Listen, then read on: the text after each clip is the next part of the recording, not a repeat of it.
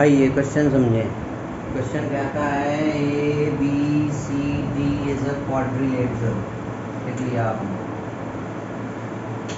फिर कहता है A D is equal to B C, ये दो साइड इक्वल है। फिर कहता है angle D A B marked angle, angle C B A ये भी इक्वल है। प्रूफ कीजिए ट्राइंगल ए बी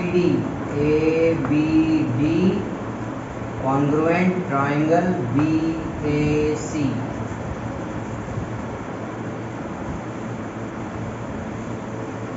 गलत बोल दिया थे मैं। ट्राइंगल ए बी डी और triangle B A C congruent करने हैं और बी डी और ए सी ये इक्वल करने हैं। फिर एंगल ए बी डी और एंगल बी ए सी ये इक्वल करने हैं। जरूरी नहीं होता।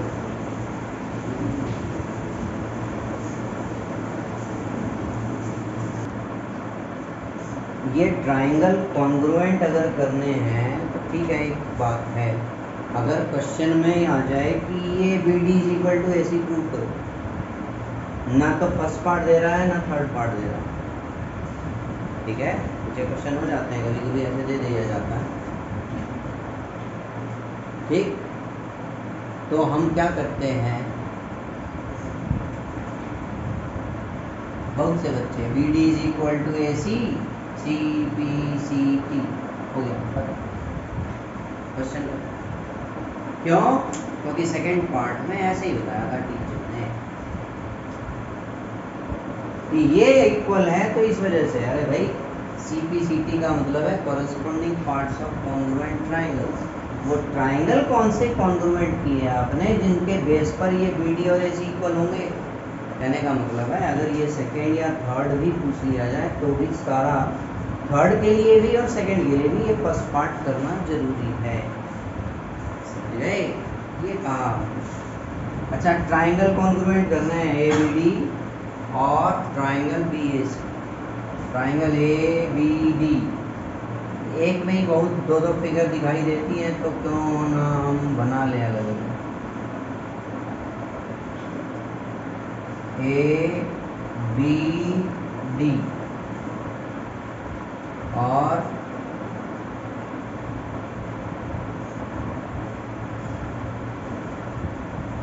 कुछ ऐसा ABC।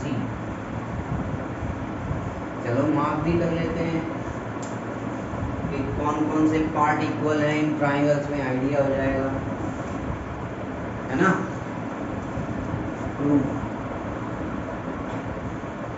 First part in triangle ABD and triangle BAC, BD और AC तो इक्वल करने हैं, ये पार्ट तो नहीं देख रहे हम, गिवन। AD और BC इक्वल है, चलिए मार्क कर ले, AD और BC इक्वल है। मतलब ये लिखा जा सकता है इन दोनों ट्राइंगल में ये दो पार्ट हैं। AD is equal to BC। Reyansh क्या रीजन देंगे हम?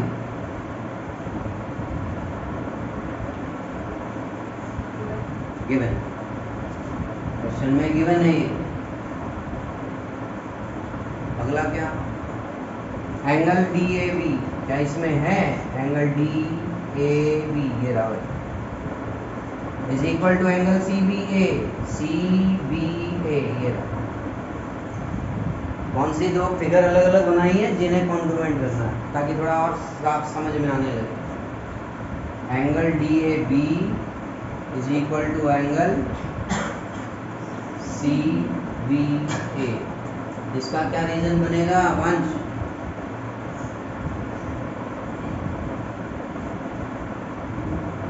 सही जवाब गिवन।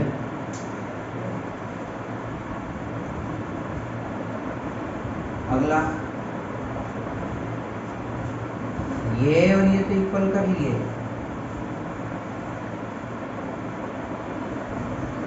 अगर ये एंगल इक्वल हो गया, एंगल डी ऑब्वियसली किसके इक्वल बनाना होगा हमें, मुस्कान,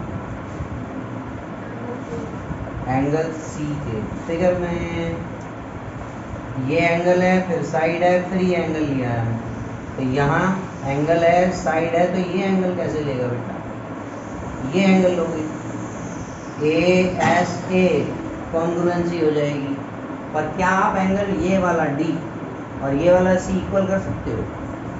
जरूरी नहीं है हर जगह आपने जो देखा है ये ऐसे बना दिया, ये ऐसे ऐसे बना दिया, ये भी देखना है आप उस पार्ट को इक्वल कर पाओगे। या और क्या कर सकते हैं हम इसी क्वेश्चन में, अच्छा ये साइड है, ये एंगल है, अगर ये साइड ले लें तो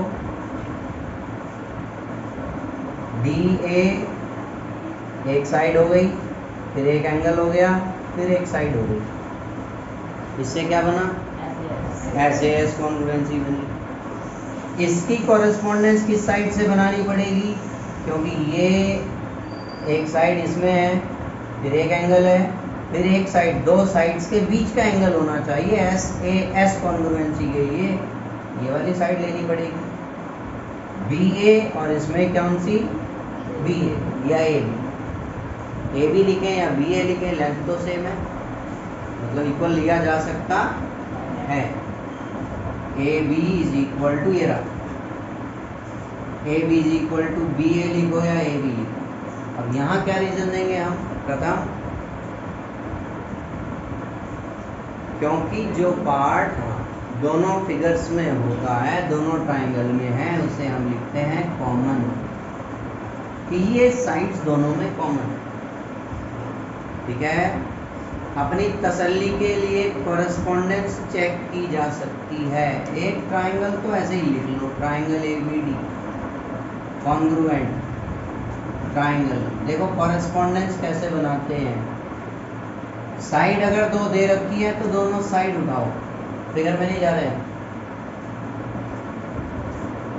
दोनों में common A, right hand side पर क्या है कॉमन, बी, मतलब फर्स्ट प्लेस पे यहाँ ए है तो यहाँ पर बी आएगा। अब बाकी की कॉरेस्पॉन्डेंस देखो, ए की हो गई बी से, तो डी की किससे बनेगी, सी से। यहाँ डी कौन सी प्लेस पे, थर्ड है, तो यहाँ सी थर्ड प्लेस पे आएगा, तो बचा कौन सा, ए।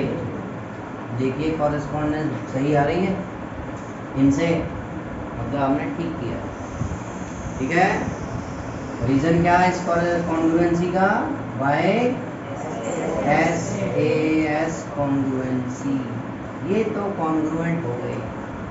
कॉन्ग्रुएंट जैसे ही दो ट्राइंगल हो जाते हैं, उनके कॉरेस्पॉन्डिंग पार्ट्स इक्वल हो जाते हैं। बी डी देखिए सेकंड थर्ड, ये सेकंड थर्ड के equal is equal to A C, यही करना था प्रूफ।